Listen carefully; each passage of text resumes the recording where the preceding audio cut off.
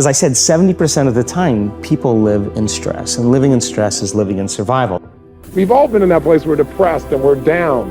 Now what's interesting is, how do we treat that? What do we do with that? Well, what most people will do is they go take a drug. Or if people are really feeling down in life, they'll go drink some alcohol or maybe smoke a cigarette. And the definition of stress is when your brain and body are knocked out of balance, out of homeostasis. The stress response is what the body innately does to return itself back to order.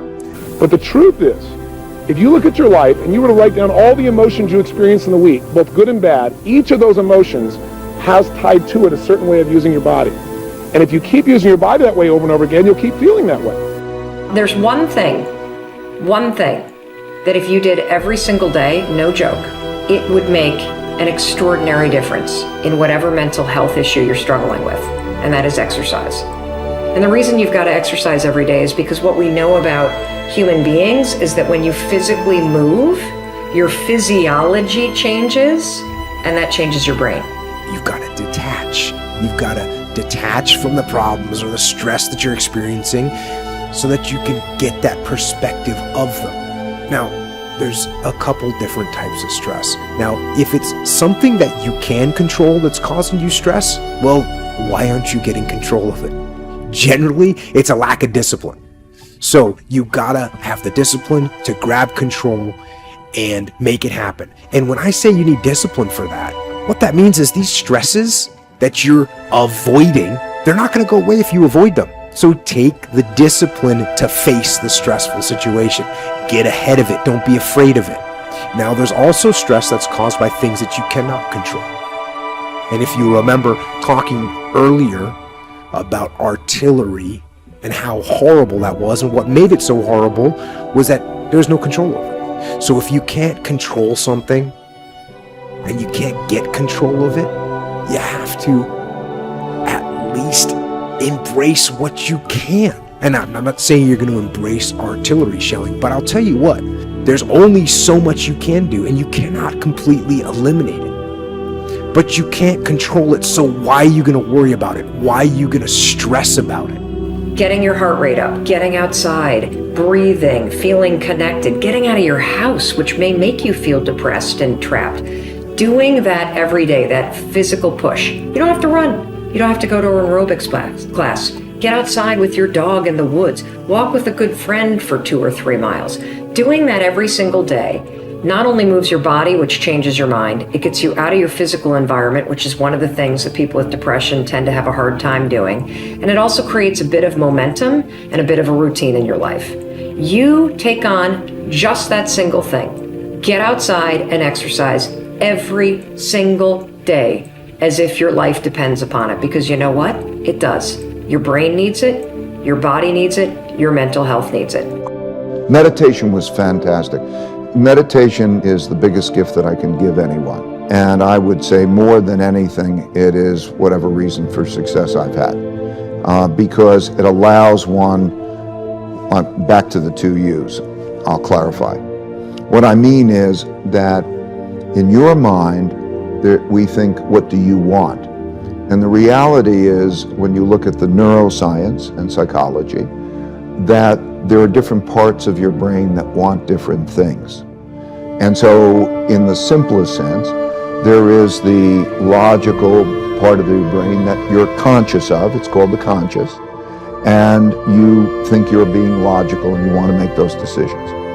And then there's the subliminal, below the limbic system, part of the brain, which is the emotional, and it's not as conscious to you, but it has more of an influence on you than really the logical one. And so they're not aligned. And so when you're experiencing that pain, or let's say the ego, right, there were 2 main things. You got an ego barrier and a blind spot barrier.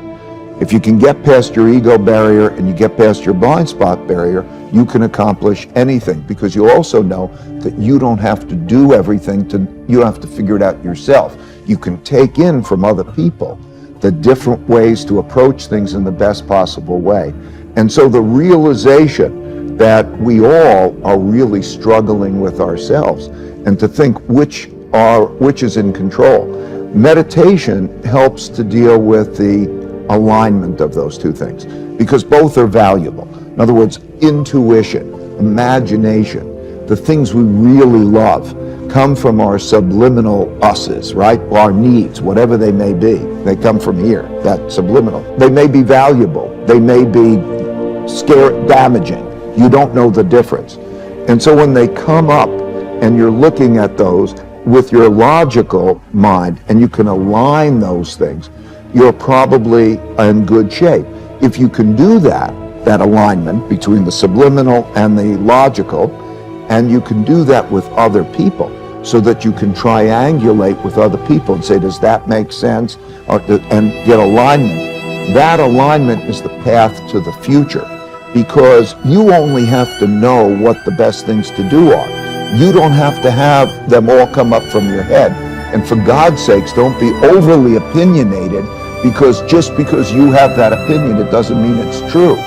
So that's where the two U's and the alignment really is so important. As I said, 70% of the time, people live in stress, and living in stress is living in survival. And the definition of stress is when your brain and body are knocked out of balance, out of homeostasis. The stress response is what the body innately does to return itself back to order. When you turn on the stress response and you can't turn it off, now you're headed for disease, because no organism in nature can live in emergency mode for that extended period of time. It's a scientific fact that the hormones of stress downregulate genes and create disease, long-term effects.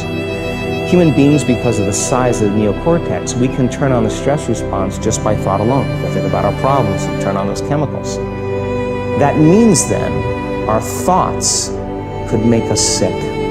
So if it's possible that our thoughts could make us sick, is it possible then our thoughts... Go into the past in an uncontrolled way, bring it back to the present again, and just do this exercise. Be mindful of this throughout the entire day. Don't let your awareness go into the past or into the future in an uncontrolled way.